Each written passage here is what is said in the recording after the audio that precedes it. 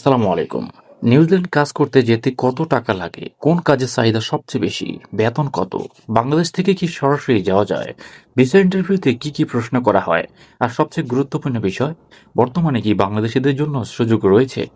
আজকের ভিডিওতে আমি নিউজিল্যান্ড ওয়ার্ক ভিসা সম্পর্কে এমন কিছু তথ্য শেয়ার করব যা অনেকেই জানেন না। তাই ভিডিওটি স্কিপ না করে শেষ পর্যন্ত দেখুন। নিউজিল্যান্ড কেন যেতে চায় মানুষ? নিউজিল্যান্ড বিশ্বের অন্যতম উন্নত দেশ। কর্মপরিবেশ খুবই ভালো, শ্রমিকদের অধিকার সুরক্ষিত এবং দক্ষ কর্মীদের জন্য নিয়মিত চাহিদা রয়েছে। বিশেষ করে নির্মাণ, ফ্যাব্রিকেশন, ওয়েল্ডিং, মেকানিক্যাল, কৃষি, dairy farm, truck driver, electrician, plumber এবং স্বাস্থ্যসেবা খাতে কর্মীর সংকট রয়েছে। নিউজিল্যান্ড যেতে মোট কত টাকা লাগতে পারে? এটি নির্ভর করে আপনি কোন পদ্ধতিতে যাচ্ছেন। যদি বৈধ চাকরির অফার নিয়ে যান, তাহলে সাধারণত passport, medical, police clearance, visa ফি, ডকুমেন্টস প্রসেসিং এবং বিমান ভাড়া মিলিয়ে কয়েক লাখ টাকার মতো খরচ হতে পারে। মোটামুটি ধরে নেন 8 থেকে 10 লক্ষ টাকা। তবে কোনো ব্যক্তি বা এজেন্সি যদি 15 থেকে 20 লাখ টাকা দাবি করে, তাহলে অবশ্যই সতর্ক থাকবেন এবং সবকিছু যাচাই করবেন। নিউজিল্যান্ডে কোন কাজের বেতন বেশি?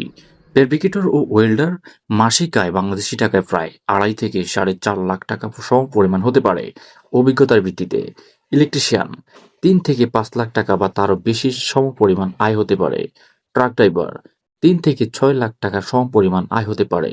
কনস্ট্রাকশন কর্মী 2.5 থেকে 4 লাখ টাকা সম পরিমাণ আয় হতে পারে।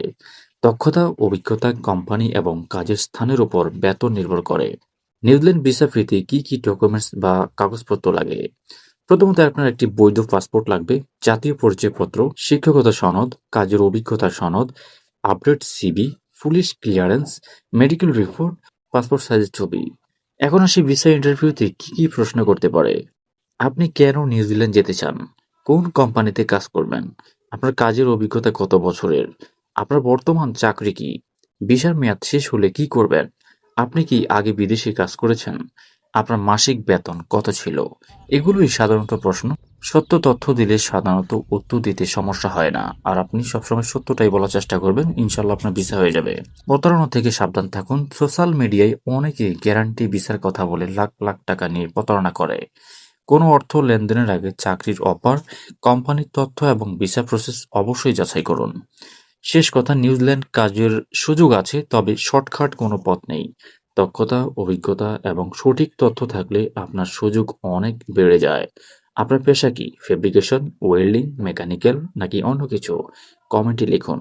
আমি চেষ্টা করব সেই পেশার জন্য আলাদা ভিডিও তৈরি করতে। আর আপনার যদি ব্যক্তিগত কোনো প্রশ্ন থাকে, আপনি কমেন্টে করতে পারেন। আমি আপনার কমেন্টে রিপ্লাই দিব। ভিডিওটি ভালো লাগলে লাইক, শেয়ার এবং সাবস্ক্রাইব করতে ভুলবেন না।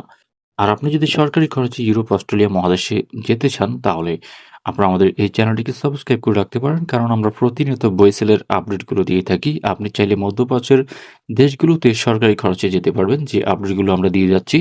এবং অনেকেই আবেদন করে ইউরোপ, অস্ট্রেলিয়া, রাশিয়া এবং মধ্যপ্রাচ্যের বিভিন্ন দেশে যাচ্ছে।